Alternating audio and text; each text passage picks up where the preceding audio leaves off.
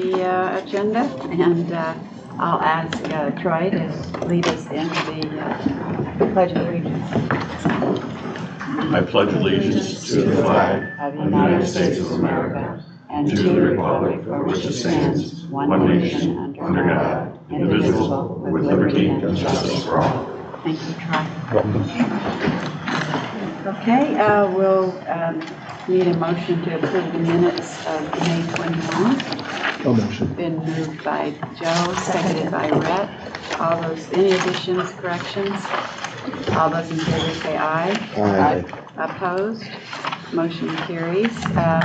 Rachel, any public comments today? No. Kevin Loki, our local labor exemption report. Not exemptions. Pardon me, local labor monitoring. You got it. I thought you did it all. I wish I could. You could. Another story. So I have our May report covering our business between May 1st and May 31st. During this period, we made 73 monthly site visits. We had 12 follow-up visits during that period. We checked a residency with 684 workers. We had 29 issues of non-compliance, 27 of which were no proof of residence, 2 of which were out of area. We had 2 new signs delivered. Those were to Emerald Point Developers LLC and Home Leasing LLC, which is a project at North Clinton and East Main. Any other questions, comments? I have a question for Kevin. Kevin, with Fairlife and the reports that I get on Monday, could I ask to see Fairlife a report of all workers on site? The discussion at the presentation yesterday of a potential 500 construction workers over at Fairlife with these waivers right now and the activity that we're seeing over there, the number is way over 100 out-of-state workers right now.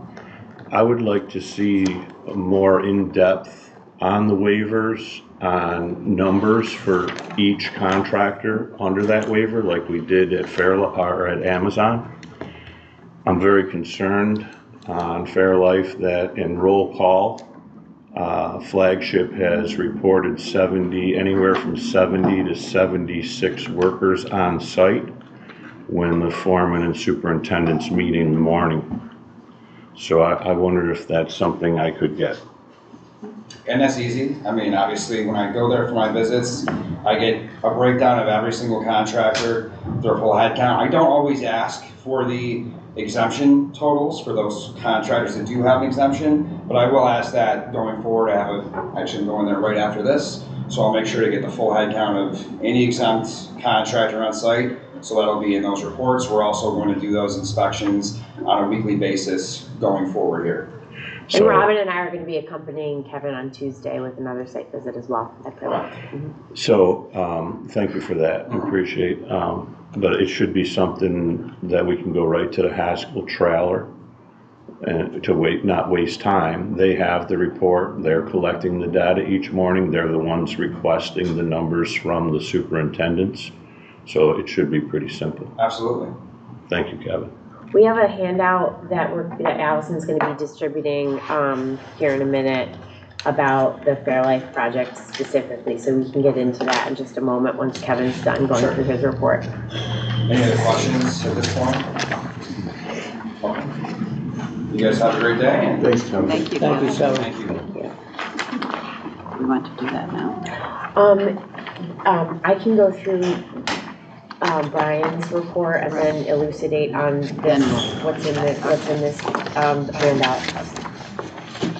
So Brian's not with us today for the local labor exemption report.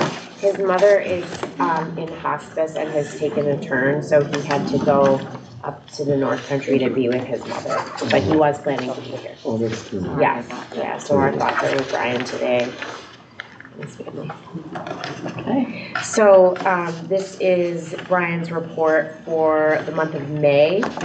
The following verified local labor exemption requests were processed in May of 2024.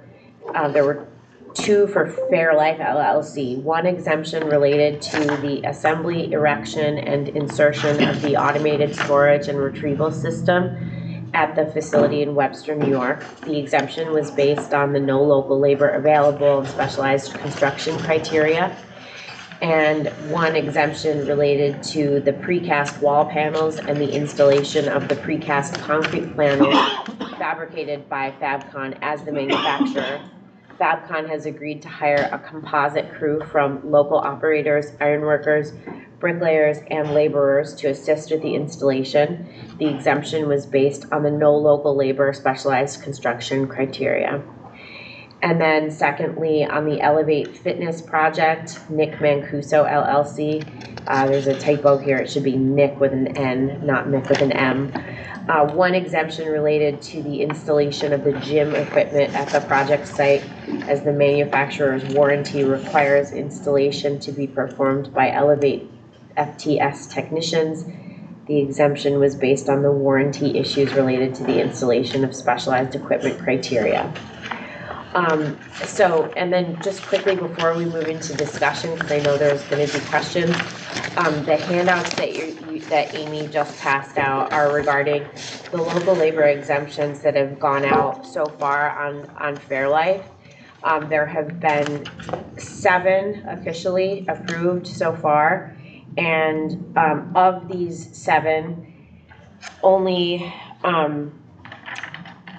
3 of them actually were granted within the 45-day window. The others took longer than 45 days. The board members should recall that in our policy it states that we have a 45 calendar day window within which we grant waivers when a request is eligible for a waiver. In the case, the reason why these several requests took so long was because of the amount of communication and involvement of the local labor community in the conversations regarding granting approval of the waivers. So what we've put together here are the initial date of the request of each waiver, an indication of when local labor representatives were engaged in the process, the dates of approval, number of days to approve the request, and then when those respective waivers were reflected in the board reports.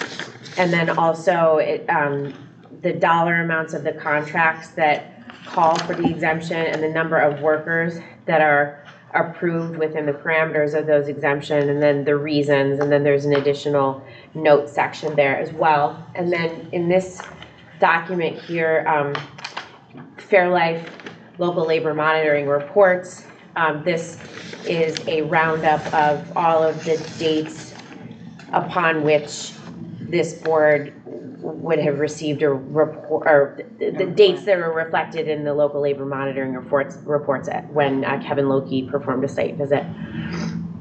So I just wanted to provide you with this data to inform questions and discussions, because there are non-local workers on site, but according to all of the visits that our local labor monitor has performed since the inception of the project, all of the non-local workers that are on site are subject to the approved waivers.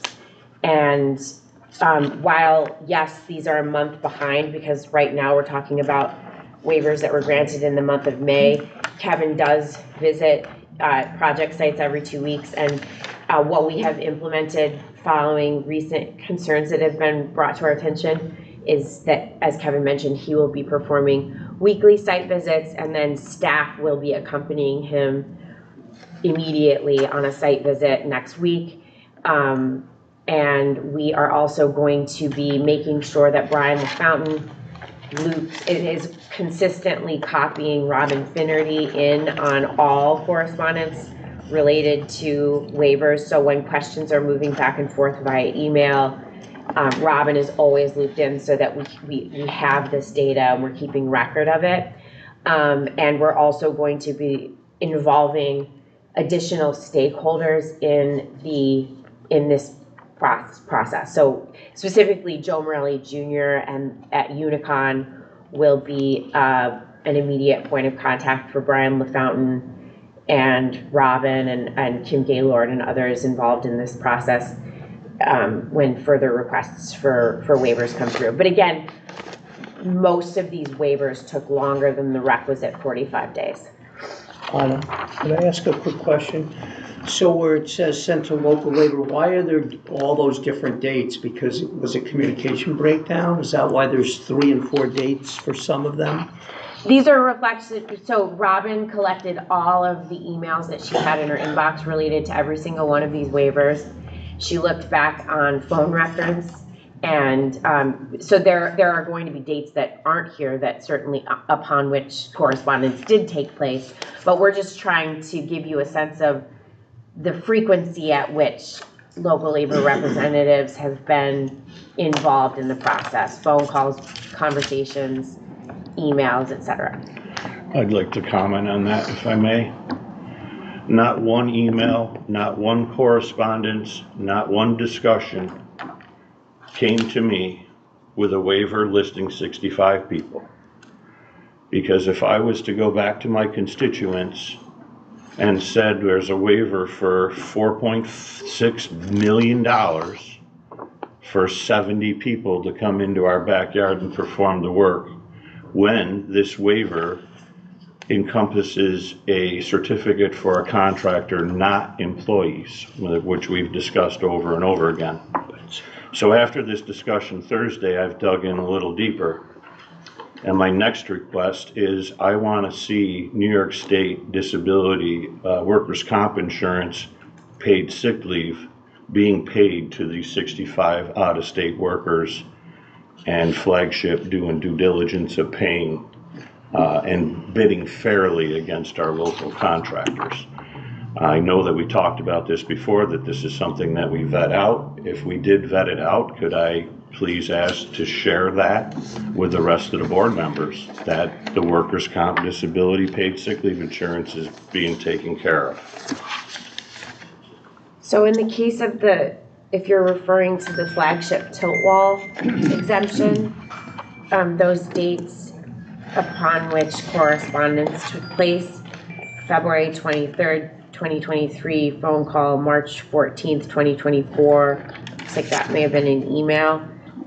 Troy, you would have been looped in. As I recall, Brian did say that he spoke to you about this one, but I don't want to get into a he said, or she said, he said. You know, sir, as I mentioned earlier, this is not a perfect, this No, it's not handout perfect. does not reflect a forensic Madam Director, analysis. it's not perfect, but it's a serious thing when I have 2 waivers from Brian that I could see 25 was a request for one and 15 was a request for the other. Never did I see a request for 65. So I don't know where the confusion, where if you can produce where I was copied in on those correspondence, I would like to do that. I do not have anything on my device from Brian stating that. We will And get to that. have a comment made to me last Thursday that it's my duty to go and get video and photographs of a COMIDA job site as a board member, I don't understand why my integrity is being challenged when I bring up a situation for discussion.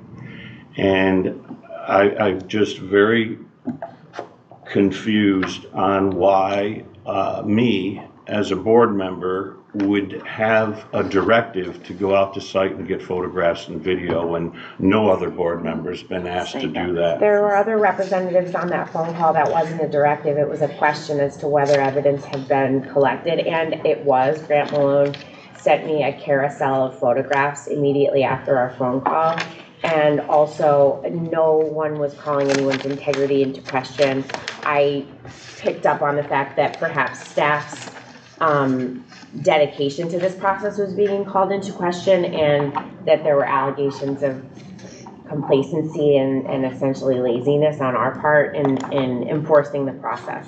And so that's why we took immediate steps to communicate with all of the stakeholders in our local labor process and immediately scheduled a site visit for the Fairlife project and engaged with Kevin to schedule weekly visits at Fairlife to take place at random, and immediately started doing this analysis so that we could produce this information for this meeting. I think the idea was, let's get as much information out to the board members as we need to, you know, not that we haven't done so already, but if there's a more immediate need, that so that we're looking at a monthly approval report, we have more real-time data. So it sounds like that's what the plan is. What's the issue? What was the underlying, just? There are allegations that there are far more non-local workers on the Fairlife project site than have been subject to waivers so far,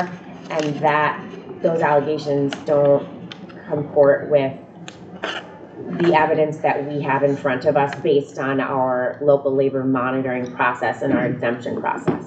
So what we're trying to do is rein in the process and be quite a bit more stringent with this particular project because of its magnitude, and get to a place where all of the information is crystal clear to all players involved. In the case of the Amazon project, which we just celebrated the ribbon cutting on Friday, the general contractor Trammell Crow, at their expense, instituted a badging system that was very technologically sophisticated. So there was regular data being conferred to staff and to Kevin about how many people were on site, who wasn't local, who was local, based on real-time badge data.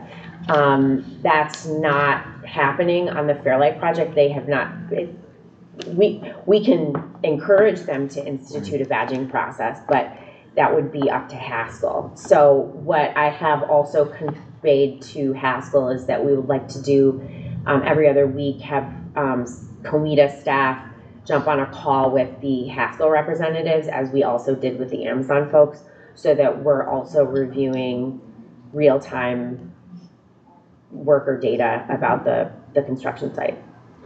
Troy, just a quick question. So the concern, I take it, is with the tilt wall, right? Flagship and the subsequent to this, I mean, we see right here, has there been agreement from them to utilize local labor, like for that? So, and I guess the question is, if they have an exemption for 65, is that something we're going to see? Is the schedule just not there yet, or is? Back to it, I never saw on the application a number. We discussed the waiver. Okay. Never discussed a number. Okay. Now I'm seeing needing exemption 65. I questioned Thursday the process. If the applicant wants 65 people wavered, why and what do we do when they're above that number? We're above that number anywhere from 5 to 10.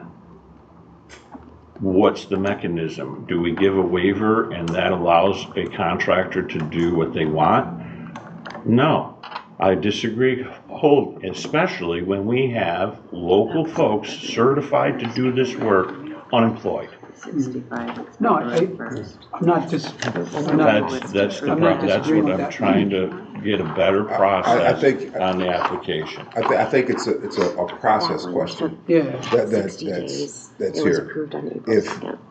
If I say I'm going to be here at 8 o'clock, but I show up at 9 o'clock, and I said I'm obviously late. If we're going to say it's 65, it should be 65. But if there's a process that's in play, Workers needing exemption. Yes. that he Number of is workers our and the representative to number the of board, days. and he's the person that signs off on it, and he's not given the chance to have any input on that. That's a problem with our process that we should look at and make sure that it's honed in. And I think that's important, because when you look at these numbers, you're talking almost $5 million. And if you're saying, Troy, that we have people locally who need jobs, who are not getting these jobs, that's a concern. So I think that's part of the process we need to look at. When the waiver requests come in, just are the number of exemptions or the number of non-local people, is that specified in there? Is that part of the requirement, or is it just, we need a waiver for, these It's tilt just zones? the contract and the dollar amount in the contract. Rachel, is that correct? Yeah, we're pulling up the request form. It's the dollar amount of the contract and the number of workers anticipated. I don't think that goes into so we get an application, Brian processes it, and then we issue a letter granting the waiver. I don't think the letter spells out how many workers it is, but we're pulling up all the So it's the amount of the contract being No, verified we can include exemptions. it. and the number of workers. We do ask that for So- that so we do information. ask. So we do Yeah. ask that. That was my understanding that we asked Yeah, that. it's a portal, so it's literally, there's blanks that are filled in by the applicant. So Rachel, if somebody comes and says, I need exemption for 60, Mhm. and there's 70 there, what's the consequence? What's Well, the waiver is for the number, so this is something that we should talk to Brian about, because we've always provided the waivers on the contractor level, and I don't get involved in this aspect of the number, but we need to understand better if that's the expectation, and then if there are workers above the waiver amount, What then we happens? have recourse. Right. Kevin would And what is ask, that recourse? That's the they would question. have to leave the job site. They would leave the job site and they can't be there on any subsequent site visit. What we can begin to do immediately is have Brian start including the number of anticipated workers associated with any given waiver in his monthly report And the timing. and the timing. So what stops them from gaming the system? I mean, okay, you caught me this week, but you didn't catch me, you won't catch me next week, or you didn't catch me last week. There should be some clear consequences for not, meeting the requirements. Because if our monitor comes every Tuesday at 9 o'clock, He comes at random, but I'm saying, there's patterns. of course. So there's patterns. So if there's no consequences for not adhering to our requirements, we have no teeth. So we do have the immediate consequence in that Kevin removes the workers from the site. And so that does have an impact, right, on construction. If workers are asked to move the site, there's a component of the job that's now not getting done. So that is the immediate recourse that we have, is Kevin has shut down sites before, is he still here? And removed workers. So it is very disruptive to their progress. That's a pretty inefficient way to get a project done if that's going on. Right. In a regular or irregular basis. That's Right. So we do have It was immediate. just publicly shared that we're gonna show up Tuesday and do a site visit. What do you think is gonna happen? It was just publicly shared that we're coming Tuesday. What do you think is gonna happen? We'll have Kevin go and other Kevin, times. it doesn't mean that Haskell's Kevin's not going reports to be the report. performing random Haskell's there every day staggered. taking a survey. Haskell has the report. Right. Kevin's not there, Haskell's getting the data. It's an easy ask to Haskell to show us the data. Yeah. This is the problem you're having right now.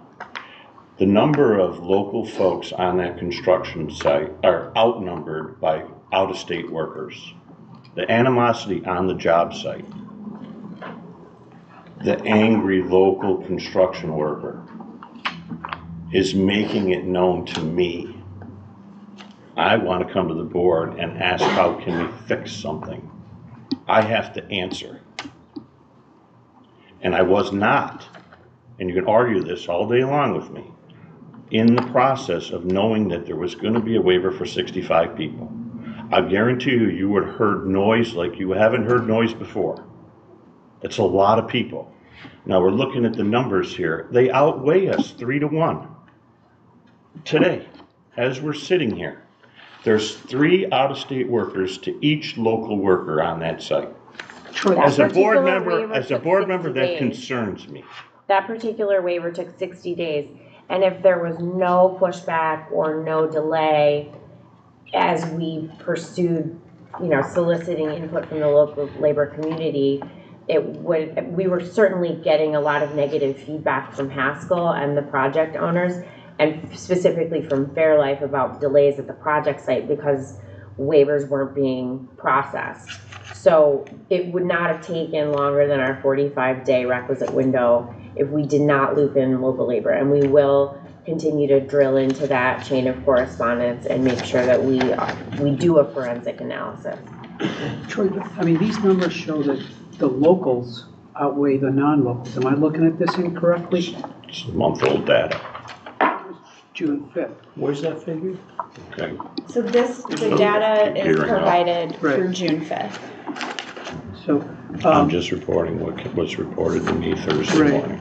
right, no, and I'm just trying to understand. So, I mean, I view this, once we grant the waiver, right, like, let's say, and I'm just trying to get to so if for the tilt up, they're projecting 65, and we grant the waiver because, and I'm not saying this was the case here, but we don't have people available, it's a warranty issue, whatever it is. If they have 70 people there to keep schedule and it is on that job, I want to say, we shouldn't, should we be kicking them off at that point? Because, I mean, we've granted the waiver and we don't want to impact their schedule either. The bigger question, I think, Troy, if I understand you correctly, what you're asking is, if you had known it was 65, we maybe wouldn't have granted that waiver or had the conversation of having our local folks more involved, and saying, hey, do you really need 65? Now that's I think a legitimate issue. Like if we're going to say, hey, there's a joint effort. We need 65 people, 30. I'm just doing a hypothetical. I'm not, that there's 35 that are going to be local, or there's only going to be 30 coming from out of town. That if you need additional folks to keep schedule, you'll bring those people in locally. I think at that point, that 30 enforcement should be much stricter. But if it's like, hey, we don't have the skill, or we don't have, which I know is rare, but it's a warranty issue, then I guess I'm just trying to be nuanced in this sense. So the original application Okay. was there's a certificate needed to do this work. The certificate needed is not tech journey person specific, it's the company. I think you've So made that we point. are, Yeah. excuse me, Chairwoman, we've already took time. It took us to vet out this PCI certificate. What is this Right. PCI certificate? We had to dig in to try to get our people trained in the PCI certificate. It's not individual, it's the company. That's where you heard Mr. Starwell at the last meeting say he does have qualified people to do this work. Okay. Why is Flagship operating under different than FabCon? FabCon's coming to town. They're willing to put on local labor from 3 different entities to Right. 3 different trades. Why can't we do that? And that's FabCon at 15. Now, if it's Flagship at 70, we should have at least 10 local people on that site helping. 10 certified riggers, 10 framers, 10 iron busters. We should have those people involved if we're going to grant a waiver. Why is Flagship, and this is my process question, Yeah. why do we treat different applicants differently? We should all be following the same, Process. you see? Well, it's the spirit, as long as we could, yeah. It's process and communication. And you look at the list, it says, okay, we have a union agreement on local labor.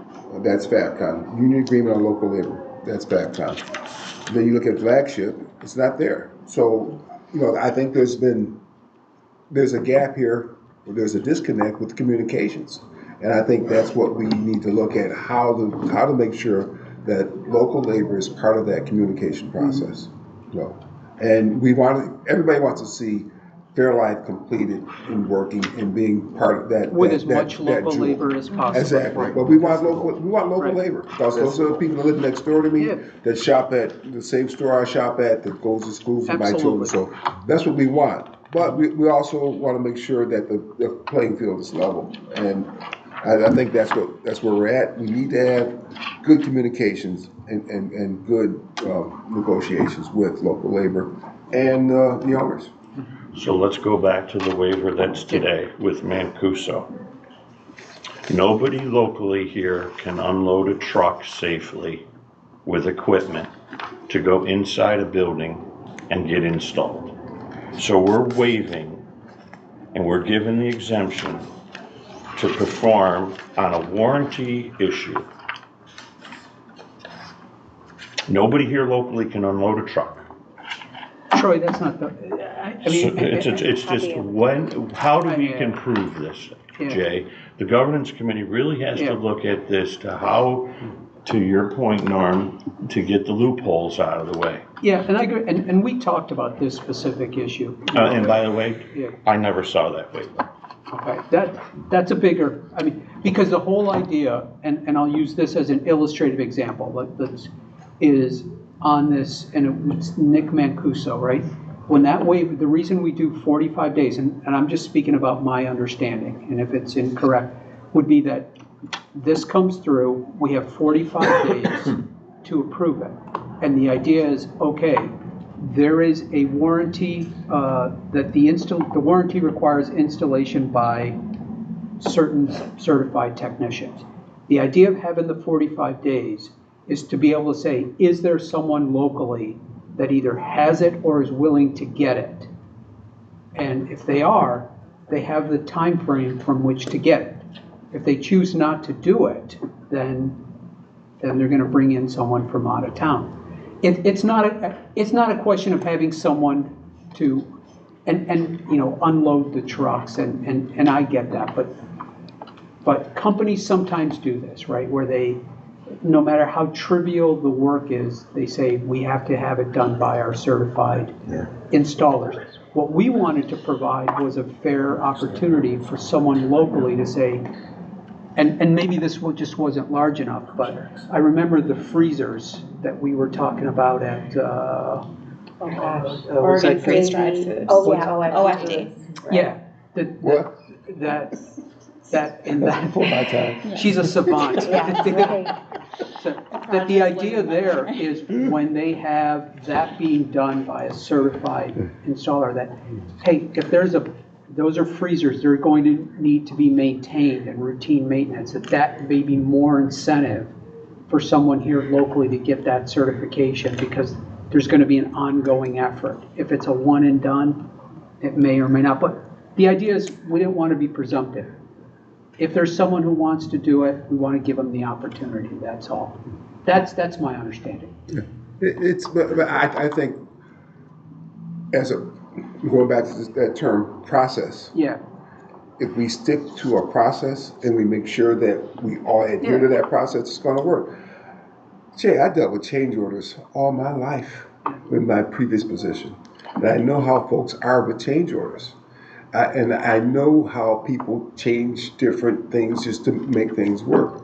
And you have to be diligent about what we're gonna do here. So, yeah, now, the process here, like, you know, is that, you know, and I don't know what happened here, but hopefully there was a discussion about saying, hey, there's 65 people, 30 of these can be done locally, right? And I think that's what Troy, I don't want to be presumptive, is arguing, is that we need to be able to say, hey, there is a opportunity to use local labor, and if that wasn't, we weren't afforded the opportunity. very seldom do I support this guy, but you know, if he's saying he didn't have a chance to speak on that, and that's what he's here for. Yeah. He has to go back to his constituents and say, Whether guess he has what? to go back, it's just not the right thing. No, but he still has to go back Yeah, and be able to say, absolutely. guess what? This is what's going on. Yeah. And I support this because of this or that. But if he's not afforded that opportunity, it's I not agree with you. it's not part of our process. Yeah.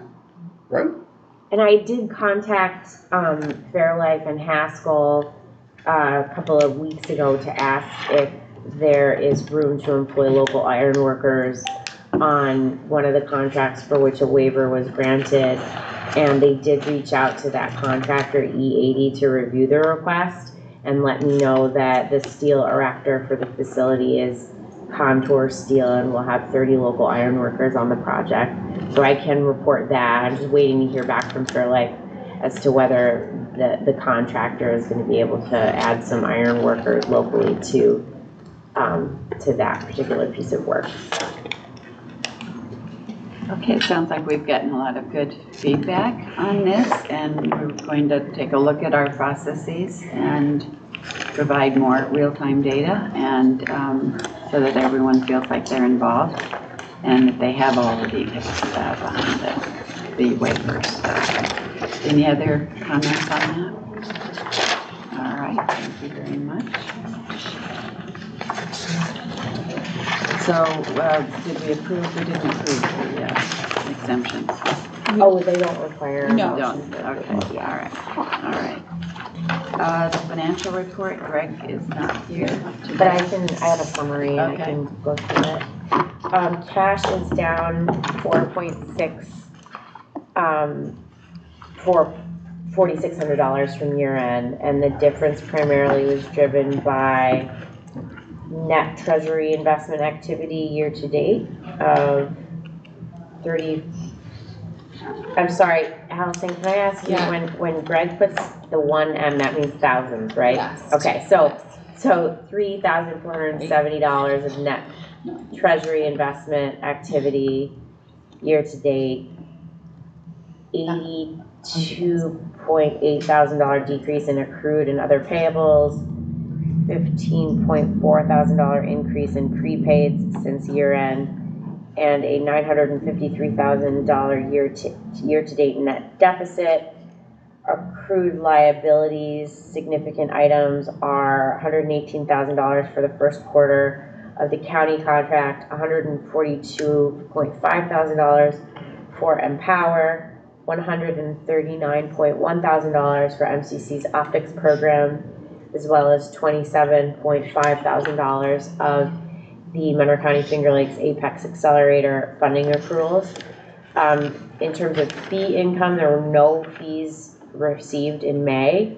The large variance in year-to-date fee income versus the budget is that the $2.5 million of budgeted annual fee income was spread evenly across 12 months, but as of year-to-date, it's only been $221,000 because of slower project activity.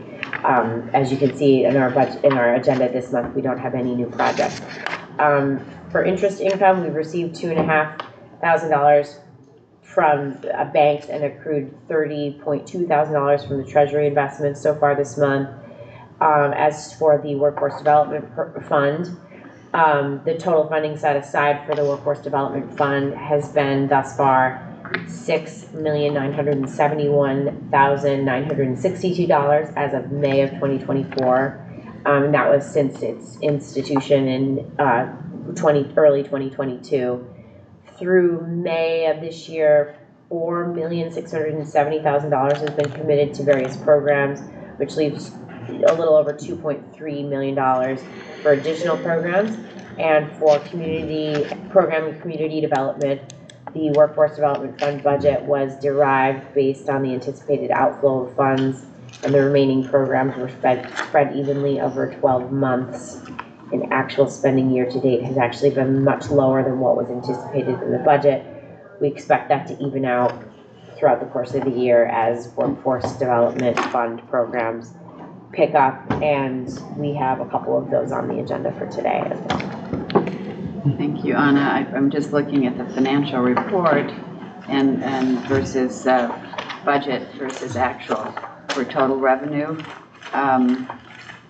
Year to date, same period in 23, we're ahead of revenue from the prior year, and that's attributable to the interest income. Fee income is almost identical to a year ago. And then from an expense standpoint, our expenses are under budget year to date. So all good. Any questions for Anna or anyone else on finances? I have a Troy? question on the treasury investments.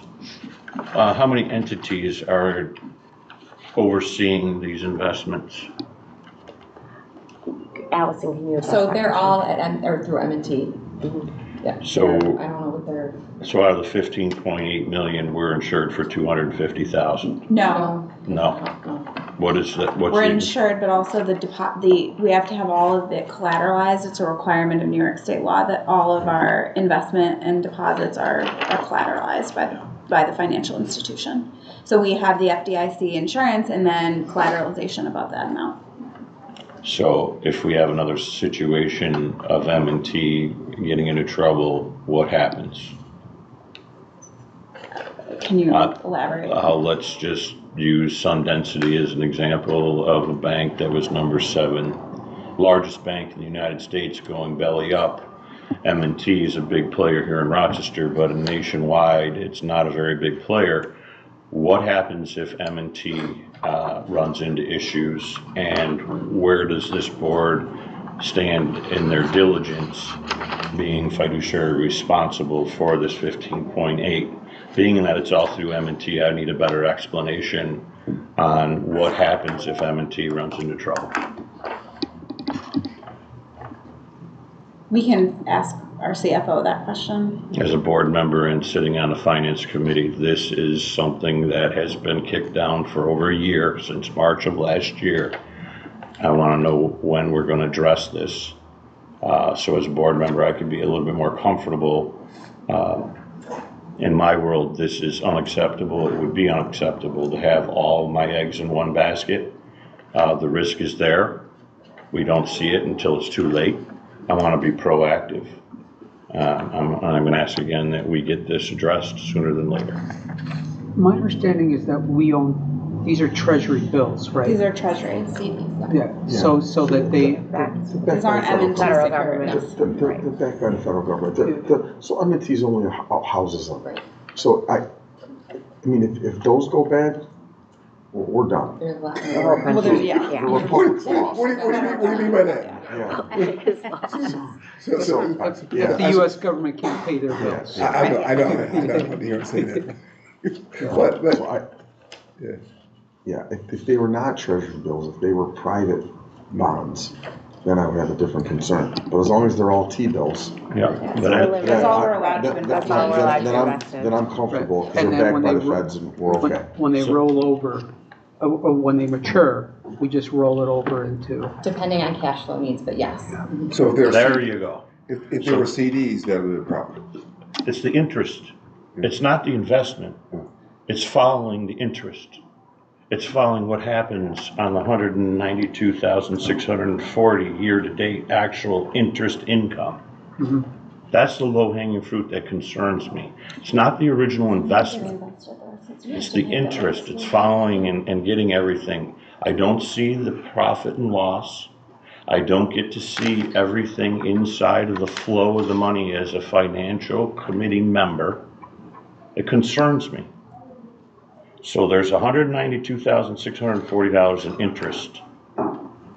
That's what I want to have a little bit more knowledge. I want to understand it better. I want to see the rollover. I don't want to hear it verbally that it's happening.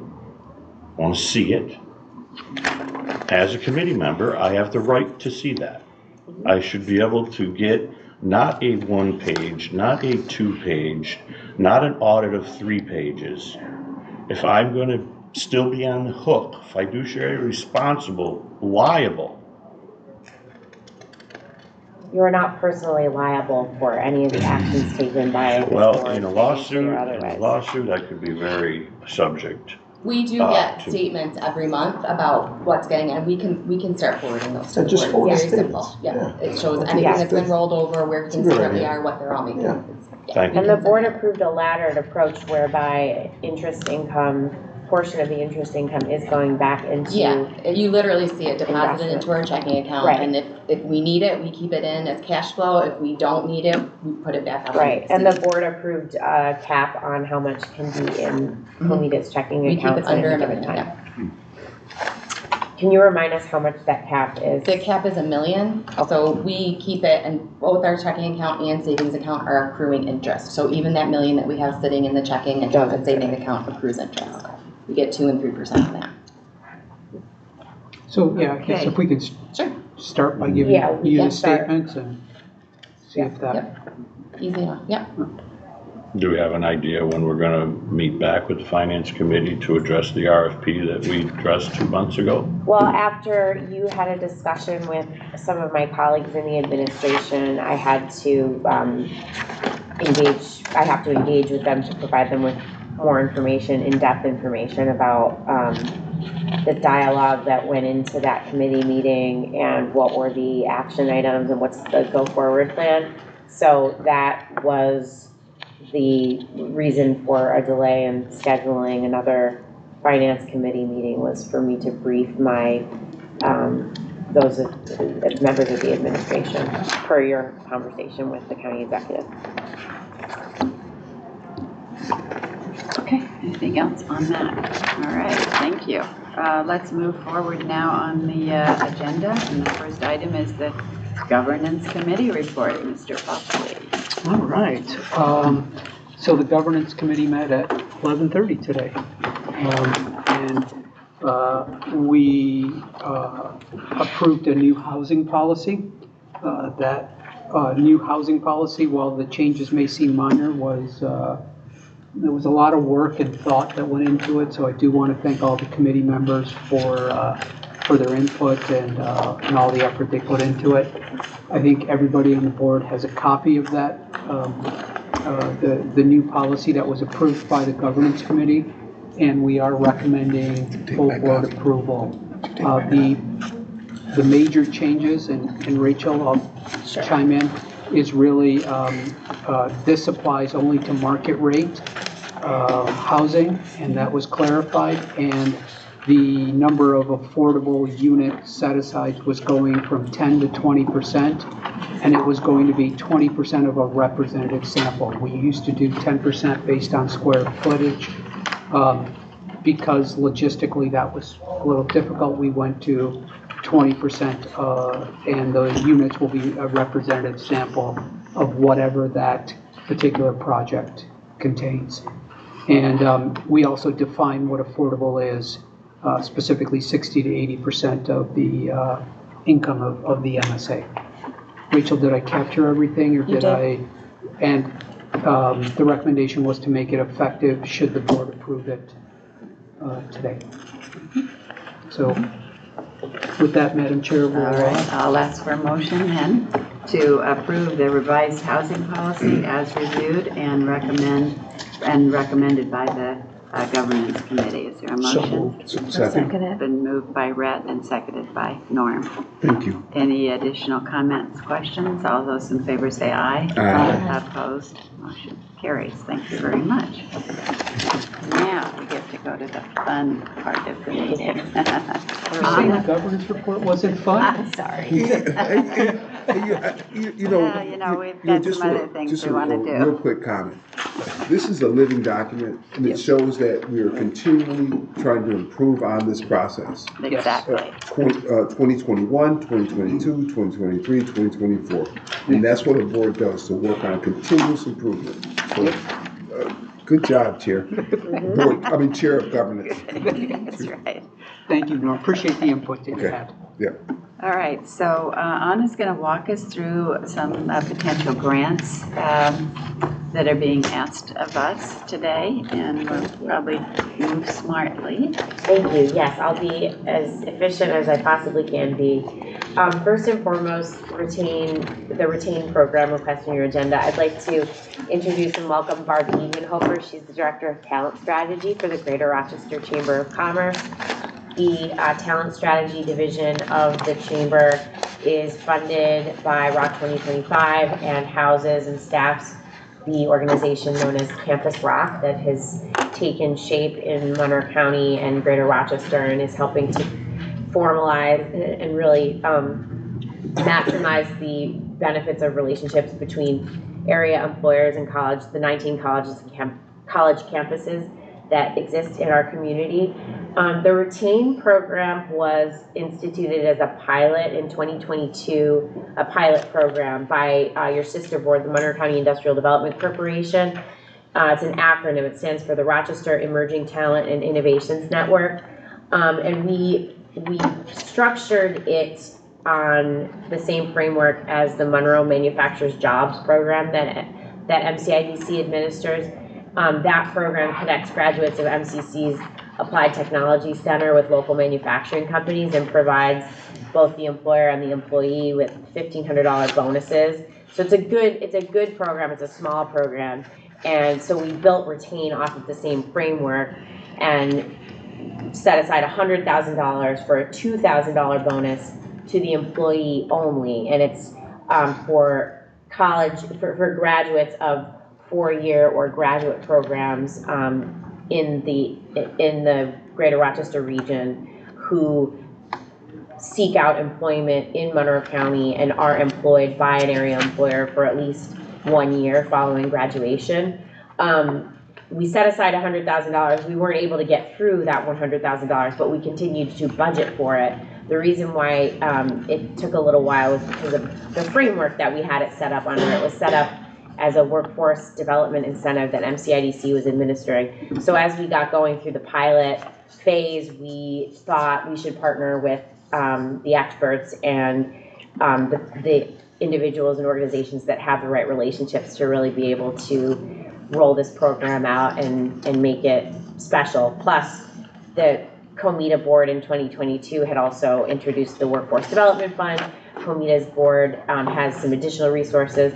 So we thought while MCIDC will continue to fund the Retain program and has elected to enter into a contract with Campus Rock and the Chamber of Commerce on that $100,000, we would essentially double plus our money with an additional $135,000 allocation from COMIDA's Workforce Development Fund to grow the size and impact of Retain. And Barb can perhaps address some of the metrics, but we're going from a $2,000 to a $4,000 incentive bonus, and we're looking to award that incentive to 25 individuals in year one and 50 individuals in year two of the program. And all of the details should be in your packet as part of the presentation. And the presentation was given to the Finance Committee. It was the.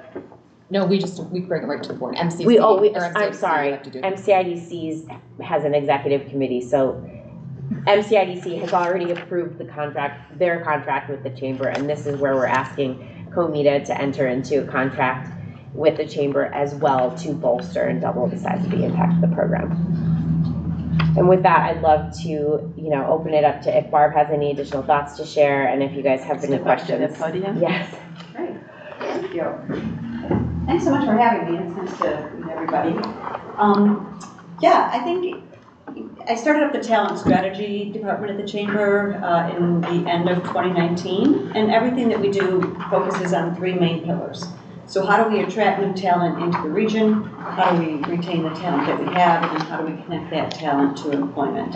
So we have multiple programs in which we administer to achieve one of those three goals.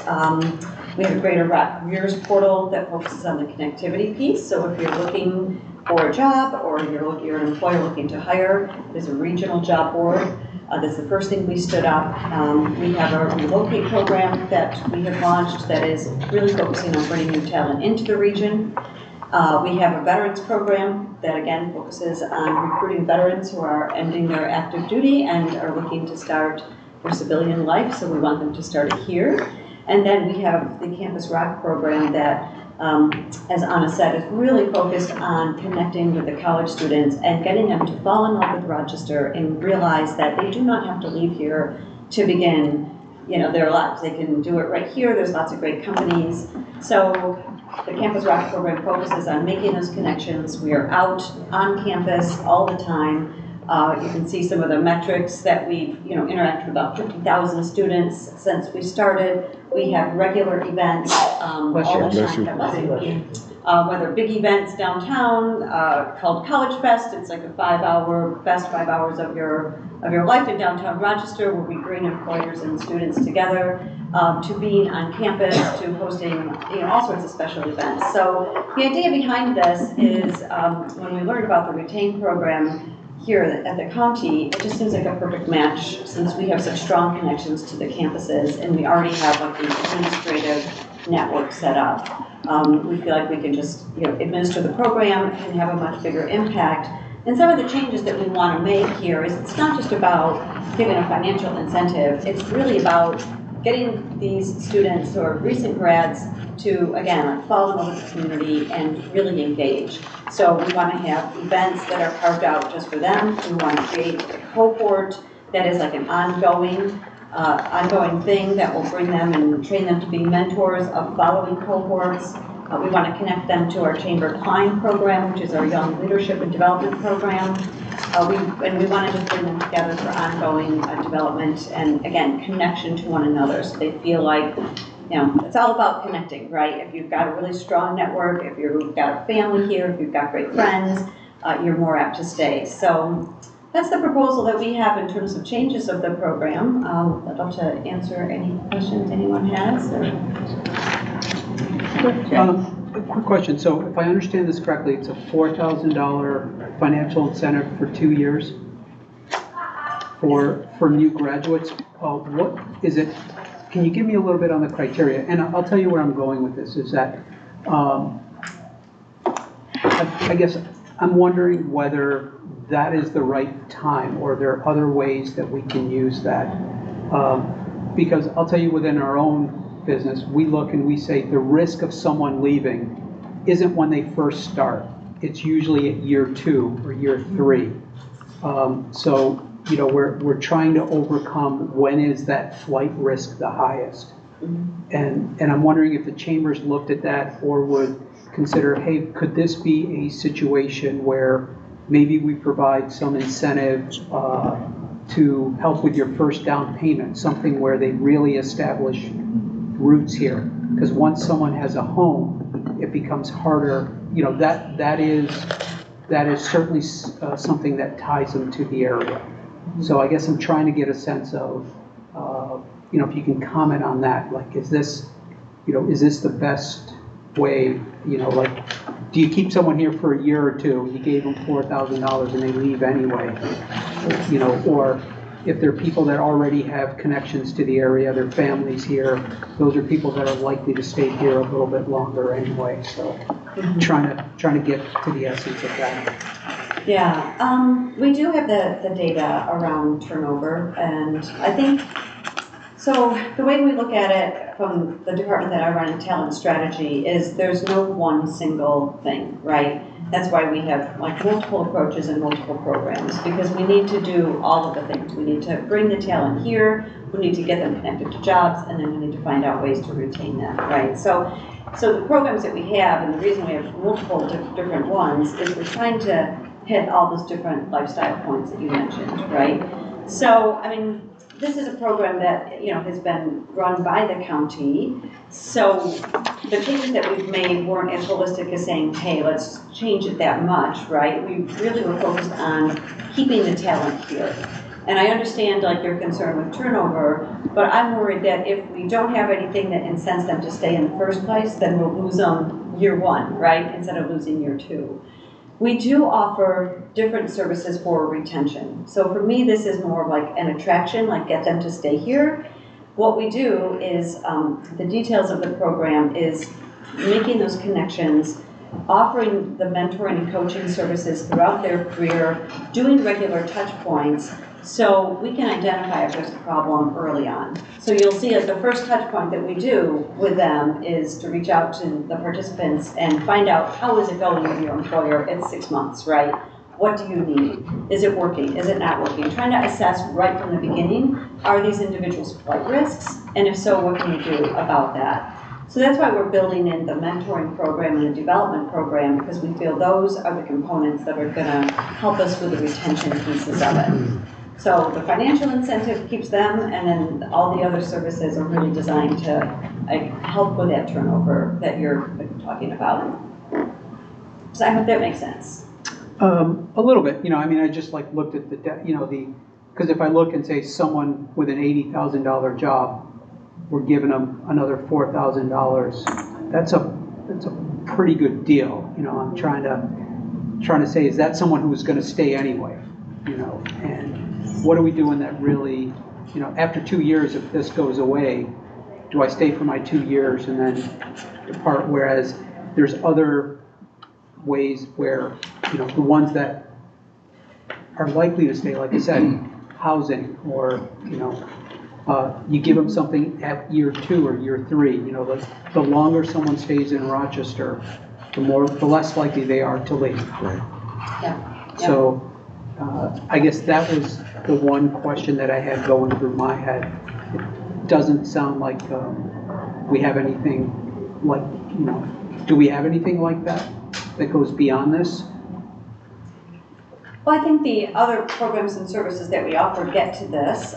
We also have just relaunched our remote program and turned it into a relocation program, which not only brings new talent in, but is also a service that's available for organizations and individuals here that helps them in the home buying process and connects them to the resources that exist.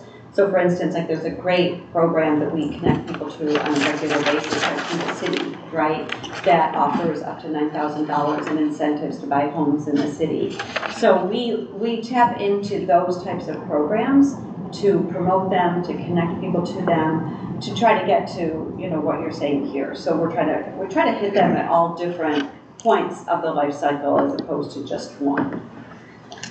So there are other programs. We don't have the funds to administer them all within the chamber. So what we try to do is really focus on finding them and then bringing them, you know, onto people's radar so they know how to utilize them and take advantage of them. Do you have any data that says why people leave? Is it financial? And is this overcoming that barrier? It depends on how you want to define like people. So we have a lot of data on why College students graduates, leave. yeah. Yeah, so we do have a high, like 1/3 of our graduates are international students. So we do lose a lot of people who are not sure how to navigate that process. And I'm actually looking at launching another program this year to address that specifically. We do know that a lot of students don't know how to connect to employment and they don't necessarily see a career path. And that's really the whole idea behind Campus Rock, is to get them early, get them into internships and co-ops so they can have that experience and they want to stay. Actually, the financial piece is we usually win the war, right? Because a lot of these students, if they leave Rochester, they feel like they have to go to a Chicago, New York, Boston. Like we track where they're going, and they're generally going to bigger cities for more money. So that's why, again, like some of these financial incentives are important early on, so they can put together, okay, so I'm going to get this extra money, and I'm able to live in a community that is much more affordable than a New York or Boston. Red? Jay, to your point, I think what I'm hearing is the connect part. 1/3 of graduates are international students. I'm thinking that the connect part is very important. You know, doing something, even if they flaunt the money, even if it's not used for something specifically, plus all of the connections that are made through the chamber and other organizations, perhaps that's what helps them The glue. to feel, Yeah. it's the glue, that Yeah. we become family, perhaps. I'm just, I just worry about a 1 or 2 year giveaway that But it sounds like there's more than that, it's just a piece, right? The money is just a piece of it, which, then why not put all the money in more of that connection, more than 25 students? If that's the barrier, that's in essence what I, you know. I mean, so again, like all of the work that we do is really about that, right? It's like the 3 pillars of, I call it the 3 legs of our stool. So there are multiple programs that address all these different points. So, you know, again, this is really just focused on that retention piece, making sure they don't leave Rochester from the very beginning. Yeah, and I'm on board with that, I'm just. And we're gonna continue to work with Yeah. Barb and her staff on the implementation and rollout and measuring the impact of the program and seeing how we can improve it. But a cash incentive is definitely worthwhile to new graduates. Okay, any other questions for Barb? All right, so in essence, we would be partnering with our sister organization, MCIDC. They have 100,000 that they are investing, and we would be investing, is that 134,000 or 135? 134. So 34.9. yeah, okay. Details. All right, so I'll ask then for a motion to approve the execution and delivery of a contract with Campus Rock to support the Retain program for $134,900 for 1 year. It's been moved by Rhett, seconded by Lisa. Any other comments, questions? Norm? I just, along Jay's line, how do we know, or what measures or what metrics will we have in place to find out if it's successful or not, if it's meeting the needs? Probably I think Allison, you probably can answer I think we that. have a project that we could reflect back as Xerox Tower and the design of rebuilding to retain the students here at a lower, with all the best of the best, right? I mean, we have a project that we supported for retention that we could reflect. Is that working? I just, I support, the Chamber of Commerce but where's our bang for the buck after a year? I mean, where are we? Yeah, I mean, in principle, this is hard to disagree with what the intent of the program is. And, I would just, I would like to get measured and make sure we're overcoming a hurdle that really is keeping people here at their points of peak flood. That's really. Because Joe and I have had this discussion about when people leaving Rochester. Yeah, it's a problem. Yeah, so. And I would like to measure, because maybe I've been wrong in my life way more than I've been right. So That makes two of us. Yeah. There's an honest man talking. It It makes was two of us. unfortunate, Yeah, so maybe this will work, but I would, I guess, I'd love to see this reviewed at year one relative to a control group to say, do we need to modify it into other areas that really gets to, that meets the objective here. And I'm just wondering whether, like I said, $4,000 for 2 years, whether that's the answer. Like I said, it could be. Maybe we come back and It's part say. of the answer, and we will continue, we will be There is a part monitoring of this me, program like we do all of our other programs. We're very fastidious about But don't get me wrong. working with project owners. I support it. Yeah. Don't get me wrong. What I'm saying is that we need to make sure we have some measures in place to see where the effectiveness Certainly. is. And That's all. Allison oversees all of that so that we check in with these Yeah, and we organizations. actually put metrics in the contract so that we know that they're meeting them at certain timelines, and they actually have to give me a report before they get paid. So it's on you. Exactly.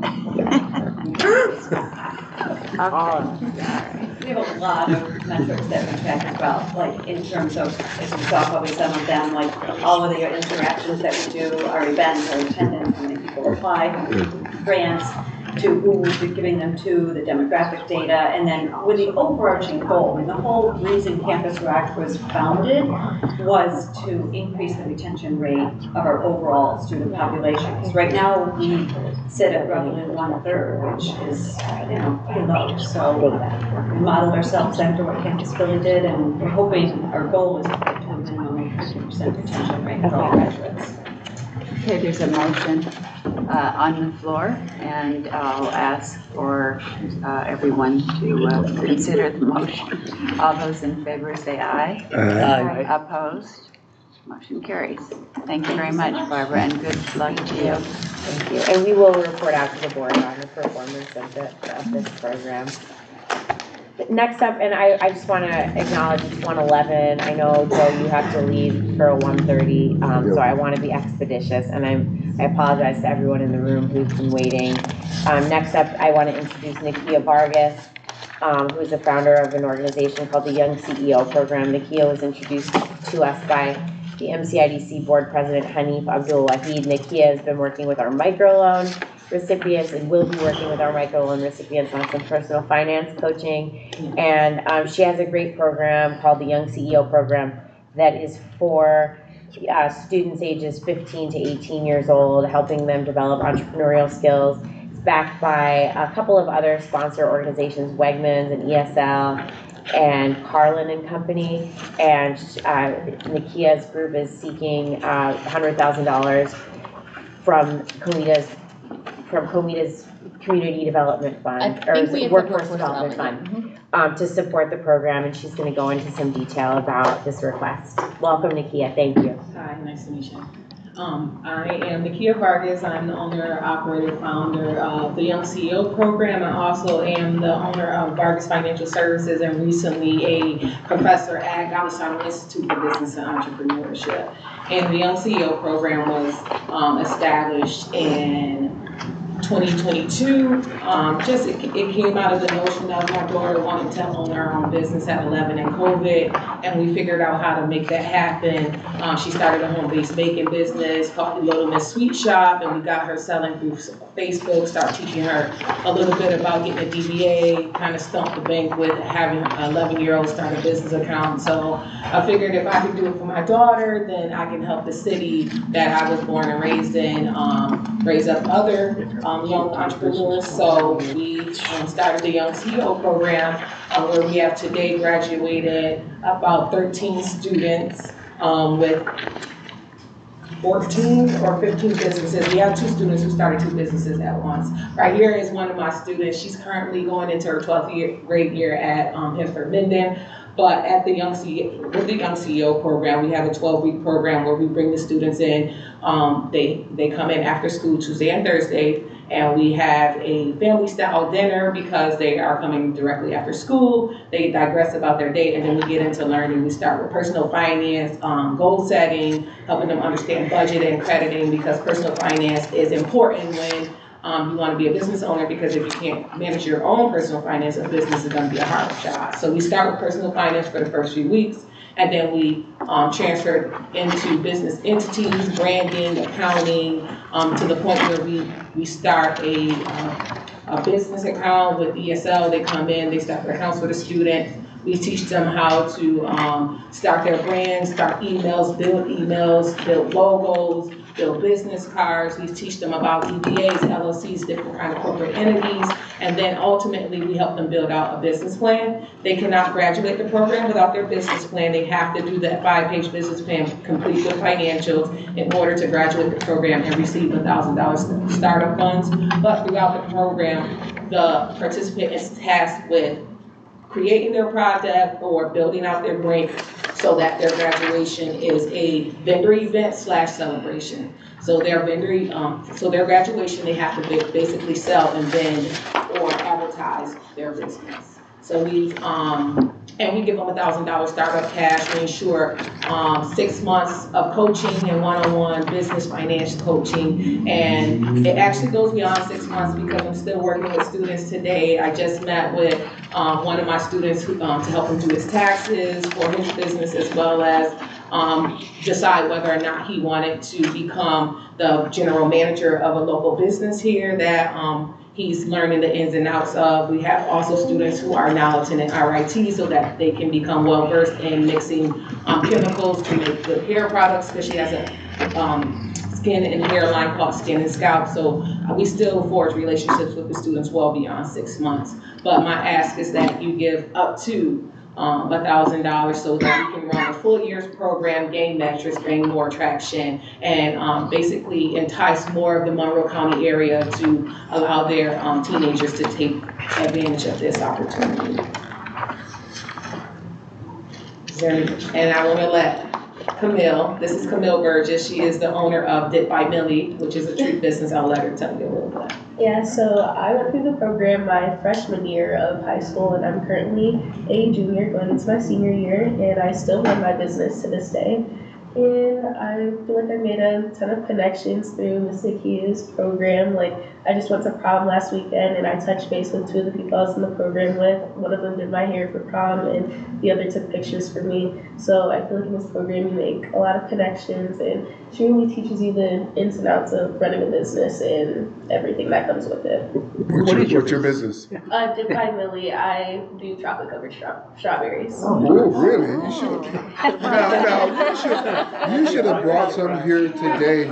We can be right. After all. I'll be in the other room. We still got our dairy chocolate. Oh, Yes. that's With right. all these promises. Well, they're not on our agenda yet. That's coming up. I think it is. Nikki, I applaud you for starting this. It's a fantastic program. I just had. Go ahead. No, I was gonna say, I just wish I would've had this when I was younger, because I knew early on I wanted to be a business owner. I just didn't know where to start. So I spent 4 years in school doing a bunch of things like massage therapy and things that didn't really help with becoming a business owner. And I had to learn things trial by fire. So I figured if I can introduce it at an early age and get that intrinsic value instilled early, then even if they don't become business owners, that business acumen will be ingrained in them early. How many applicants do you get for how many slots? So I only have 10 slots. I had a full suite of applicants. I usually get around 20 applicants. I vet it down to 10, and I bring you the best 10 in. Whether they stay or not is, it's a little different. It's it's usually about 20 applicants. So built in my new budget is advertising, because I want to get the entire Monroe area. Right now, I've just been getting Facebook reach, and not many young students are on Facebook anymore. It's like TikTok and things like that. So I've built an advertising budget in so that I can reach more students on Instagram, maybe get some print to go to book bag giveaways and college fairs and things like that to get the students involved. Is there an educational requirement that they have to meet a certain grades or? So I do require internally a 2.5, but it's not advertised on the application. I just ask them what school they attend, what their GPA is. I give them a chance to be forthcoming, and then I want to know their whys more than anything. I feel like sometimes your grades don't exemplify your aptitude to learn all the time. Sometimes there's abilities and there's some hindrances that don't reflect grade-wise. So I want to know your whys. I want to know your ability to take the information through the questioning and the application process. So I don't always require a certain GPA. Thank you. Okay, very impressive program, and the request is for the fall cohort, $50,000, the spring cohort, $50,000, so total funding requested is $100,000. I'll ask for I'll motion it. move. All right, thank you. Second. Joe, seconded by Jay. Any other comments, questions? All those in favor say aye. Aye. Opposed, motion carries. Congratulations. Thank you. Good luck, thank you. Good luck and We'll success. invite you all to the graduation. Oh, great. And have strawberries, please? That's step 2. Yeah, we'll pay, we'll pay, we'll pay for it. All our past graduates have the ability to vend at our recent graduation, so you can see. Yes, so they're all invited to vend for free at our recent graduation. Okay. So, thank you so much. Yes. Thank you so much. Our next speaker does not require any introduction. You all know Don Jeffries very well, the president and CEO of Visit Rochester, here to report out on COMIDA's support for Visit Rochester's amazing work in the last couple of years to stimulate tourism in light of the PGA and the eclipse. Thank you very much. I appreciate the time. We're here to say thank you. You made an investment in us, and we sent you a full report, which we didn't want to go through for time reasons, but you've got the full report. Any questions on that, feel free to ask them. We just want to say thank you. Tourism is an economic engine, $1 billion business in Monroe County, and the two programs that my two vice presidents are going to talk about were very successful. Thank you, John. Hello, everyone. Rachel Labor-Polvino, Vice President of Communications at Visit Rochester. Diana Keating, Vice President of Marketing. And we do have just a couple of visuals that we prepared here, so we'll keep going. We know time is of the essence, so we will go as speedily as possible. But we're gonna go back in time right now to May 2023. It was actually just about a year ago that Don and I first spoke to you all to request some additional support of these two monumental opportunities for our community. So the first, of course, being the 2023 PGA Championship, and I'll let Diana share a little bit more of what your support enabled us to do to welcome visitors for the PGA. Absolutely. So because of the unique nature of the PGA being a highly sought after ticketed event, we really focused on enhancing the visitor experience once they were in our community. So with your funding, we produced a 16-page insider's guide to the PGA that was distributed at both of our visitor centers as well as all hotels. 60-inch Wanamaker trophies that were on display at major high-traffic locations around town, including all hotels. These were not just photo opportunities, but they also had a business card on them with a QR code that visitors could take so that they could learn more about how they could enhance their visit while they were here. There were welcome billboards on major highways throughout town during Championship Week, as well as welcome light post banners, posters at all the visitor guide racks in the airport, targeted digital advertising reaching those who had expressed interest in coming to Rochester for the championship. We hosted 2 media events, including a craft beverage tasting to give visiting media a taste of Rochester during what was a really packed schedule for them, as well as a pop-up espresso bar on the final morning of the championship, which allowed our staff to really engage with media and pitched various story ideas while they were here. And then finally, a golf week partnership that included an advertorial in the championship issue and targeted email advertising. So all of these tactics resulted in more than 46,000 mentions of PGA Championship in Rochester in national and international media, as well as social media. Nearly 200,000 page views of visitrochester.com during the month of May. This was a 45% increase compared to May in 2022. Peak hotel occupancy of 90.7% with an average of 86.9% throughout Championship Week. It's worth noting that during a normal month, occupancy at hotels is around 60%, so this was a huge bump for us. Lodging revenue received totaling more than $14 million, and an overall economic impact for the event of $190 million. And before I hand it over to Rachel, it's worth noting too that last week, Rachel and Visit Rochester received 2 PRISM Awards for their work on PGA from the Public Relations Society of America Rochester chapter. Thank you, Diana. I just also want to note real quick before we move on to the Eclipse that with the PGA, a couple of things, again, that why your support was really instrumental is that, so of course, the PGA is a unique event in that we don't have to promote the fact that the championship is happening. But what we had the opportunity to do and what your support allowed us to do was to connect to the people who were coming to Rochester for this event and make sure that they did more than just go to Oak Hill and go back to wherever they were staying each night. So things like that community guide, which by the way, if you went to the PGA Championship, you know it was an entirely paperless event, but there's still a very significant population, especially in the tourism space, that wants something to hold. So that really helped us fill a critical need based on the requirements of the PGA. And so elements like that were critical in us really being able to deepen the economic impact and to deepen the activities of visitors to our community. So from a PGA standpoint, we thank you. It was wonderful. We hope they come back.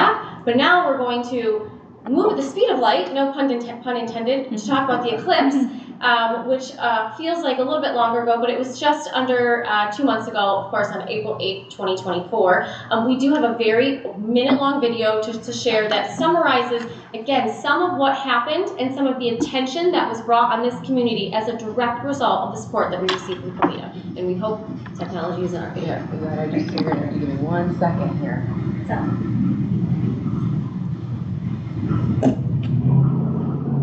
I muted it. Oh, can you just back that up? York, and you're about to learn why. Plans are well underway to make the most of this. Here we go. It's taken 7 years of preparation for a 3-minute moment. One of the best places, though, in the path of totality to view the eclipse is Rochester, New York, and you're about to learn why.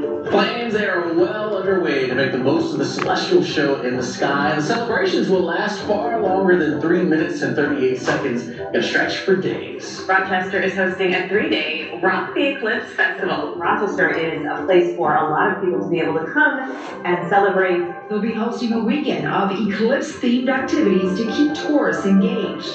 It's not just about Monday, April 8th. It's 3 days. That's Saturday, Sunday, Monday of what we're calling Eclipse Weekend. Visit Rochester says the eclipse has already had a positive local impact, a trend that may continue for years to come. Maybe you have these special solar viewing glasses and have that experience of actually being able to see the sun's corona. This is a moment where people will say, where were you on April 8th, 2024? I was in totality. I went to the total solar eclipse. I was in Rochester, New York. At 3:20 p.m., our world will plunge into the eerie, mysterious, wonderful darkness that is totality. It was something. It wasn't that well, yeah. You feel like such a cool person. I know, truly, yeah. Wow. It wasn't that long ago.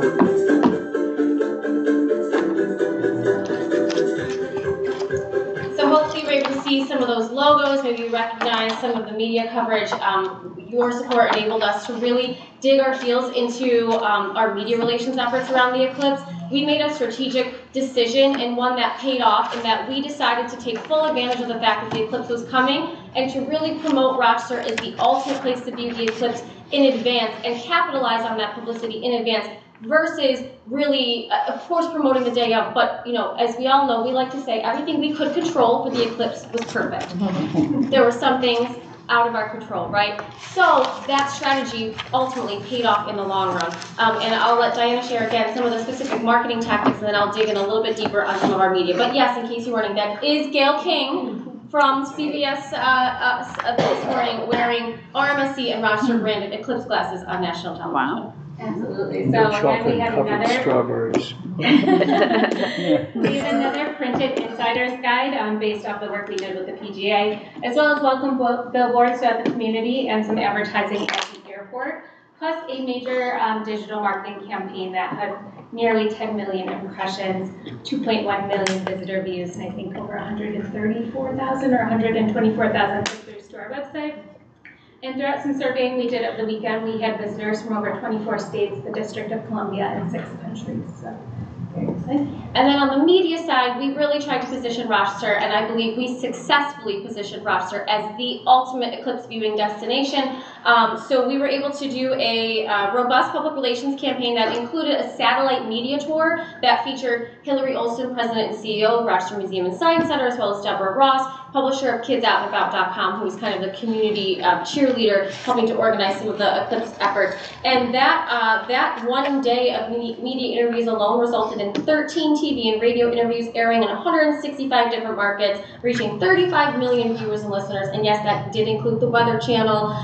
And then as a result of that, we also had several national and large market media crews that came here on April 8th, including WNBC TV out of New York City, Fox Weather, and Fox Philadelphia. If you happen to be at the Genesee Brew House with the rest of Rochester on Sunday, April 7th, you would have seen Fox Weather doing a number of live hits there, and then as well as throughout the day on April 8th. And then we hosted more than 24 media here in the market itself on April 8th. It was a phenomenal opportunity, one that gave Rochester an incredible a chance to really stand out, and I believe, again, thanks to your support, we were able to do that. And then in terms of the impact for the eclipse itself, we had a peak occupancy rate of 87.3% for just the hotels alone. I also want to call your attention to the fact that our short-term rentals, those are our Airbnbs, our Vrbo's, 96% peak occupancy with more than 60% additional properties. So everyone who had an extra room in their house was putting on an Airbnb, in all sincerity. And thanks to some data we have, we know that there was over $770,000 in incremental revenue from Airbnbs alone. And then we estimate in total an economic impact of just over $10 million for what this weekend brought to our community. And again, we're talking about a weekend in early April, which is not typically part of a peak tourism arrival time for the community, and Diana shared some of the other statistics. So, and again, the value of that media coverage alone was absolutely priceless. And that's the kind of thing, I just came back from a conference nationally where people say, Rochester, the eclipse. And as those of us in economic development know, sometimes you just need that initial association to be able to open the door for further conversations to say, yes, and.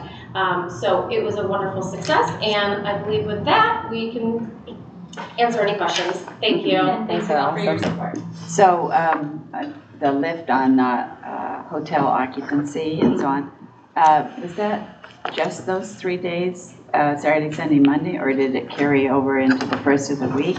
And where did they come from? Were they driving here? Yeah. Or were they, because we had to leave for another trip that very next morning, and we were at the airport expecting, you know, these huge crowds, and we were about the only ones checking in at that point. So I thought it must be They were all on they were all on the highway. I had to go to Albany the next day. And they were, it was so they terrible. weren't flying. That's what I thought. It was definitely throughout the course of the weekend, and yes, we did see more, and this really matched to where we were targeting geographically, was that drive-in market.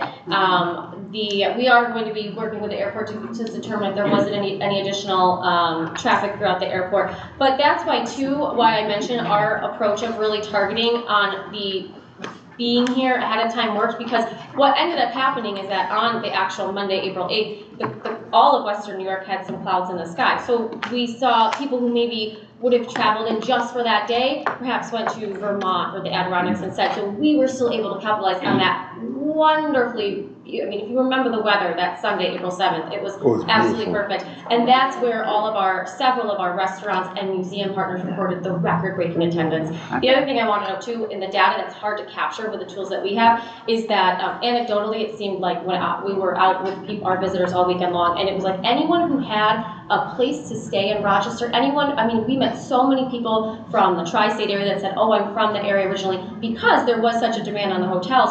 We know that there's this whole other swath of people what we call visiting friends and relatives, that traffic that we don't have, right? We don't have the data that tells us exactly how many people stayed with their mom, in Greece, but we met them while we were here, so it was really wonderful. The other thing we did, a year before the eclipse, we sat down with our hotel partners and said, get a 2-night minimum non-refundable deposit.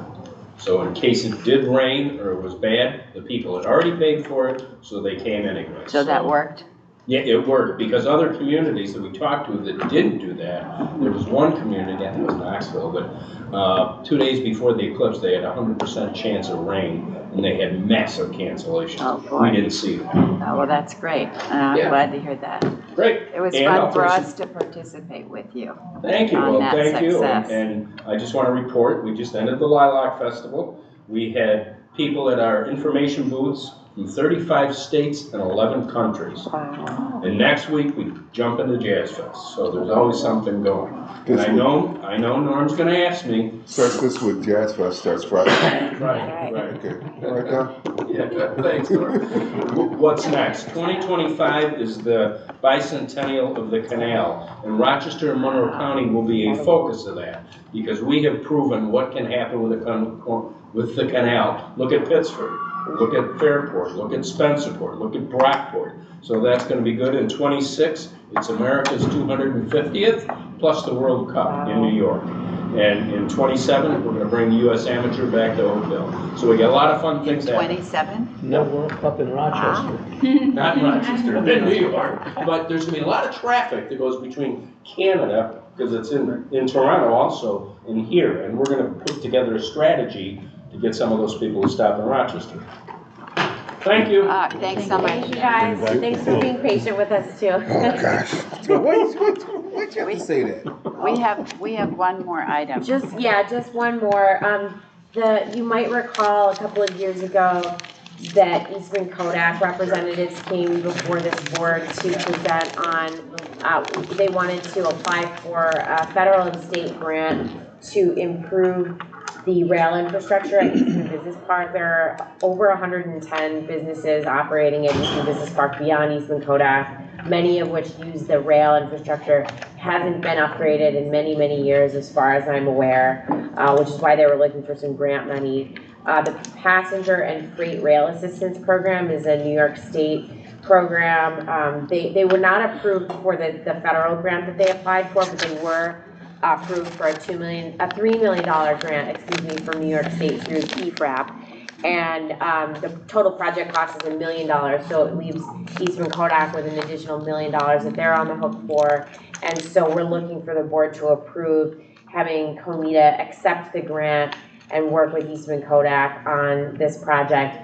This would be similar to like the Fast New York program where, we're essentially a quasi-governmental entity. We're accepting the grant on their behalf and we'll work with them on the project.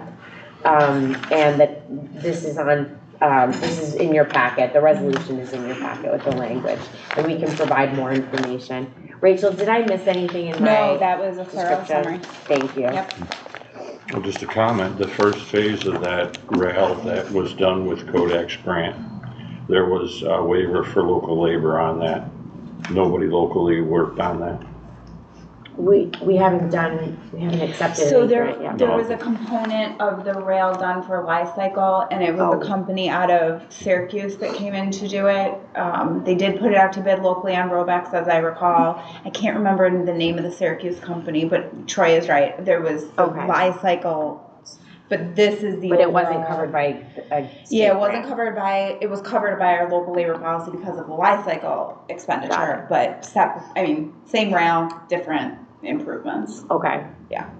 We can, what we did with Fairlife and the RG&E Fast New York grant was we are holding RG&E to the local labor policy so we can work with Kodak to make sure that as much of this work goes local, if not all of it as possible, and that we can hold them to our waiver process and our policy. Thank you. Any other questions on that? All right, I'll ask for a motion to accept $3 million from the New York State DOT for the PFRAP Passenger and Freight Rail Assistance Program grant for rail infrastructure improvements at Eastman Business Park. Your motion moved by Lisa, seconded by Brett. Any other comments, questions? All those in favor say aye. Aye. Opposed? Motion carries. Thank you very much. Paris report's done. It is, it's submitted. Dashboard is in your packet. If you want further information on that, I'll ask for a motion to adjourn. So moved. Moved by Jay, seconded by Norm. Okay, it's a Those in surprise favor, for you in the other say room. aye. Opposed? Motion carries. I'm telling you. You got strawberries. Did you bring strawberries? Did you?